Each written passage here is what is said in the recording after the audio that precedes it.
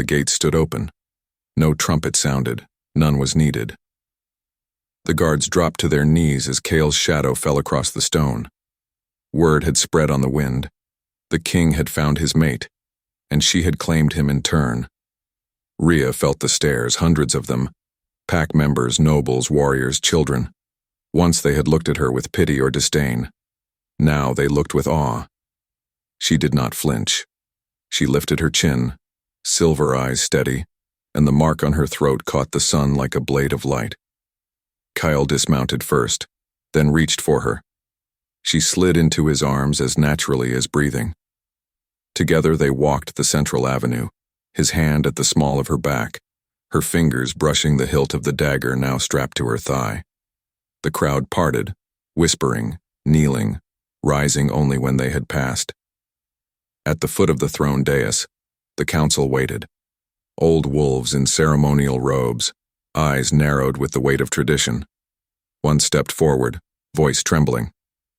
"My king, the law," Cale's growl cut him off, low and lethal. "The law bends to the bond," he said, "and the bond has spoken." He turned to Rhea, took her hand, and together they ascended the steps. The throne, carved from ancient oak, wide enough for one, had never been shared. Until now. Cale sat first. Then, with deliberate grace, he pulled Rhea onto his lap, not beneath him, not beside him, on him. Her throne was his body, his strength, his heart. The council gasped. The crowd roared.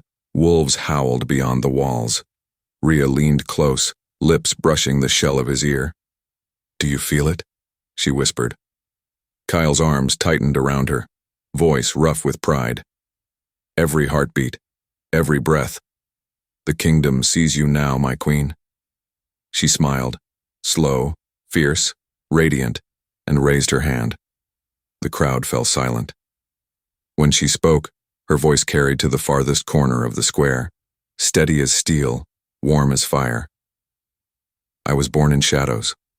I was told I would die there. But your king heard my howl. He did not silence it, he answered it. And together we burned the shadows away." A pause. Then, softer, for Cale alone. "And I will sit here, on this throne, in this fire, for every lifetime." Cale's eyes blazed gold. He pressed his forehead to hers, uncaring of the thousands watching. "Then let the world burn," he murmured. "We will rule the ashes." The sun crested the palace spires, gilding them both in light.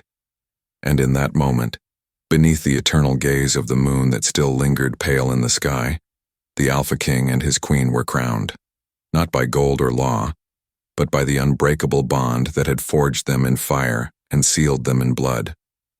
Their story did not end. It simply began again, louder, wilder, eternal. This is no story.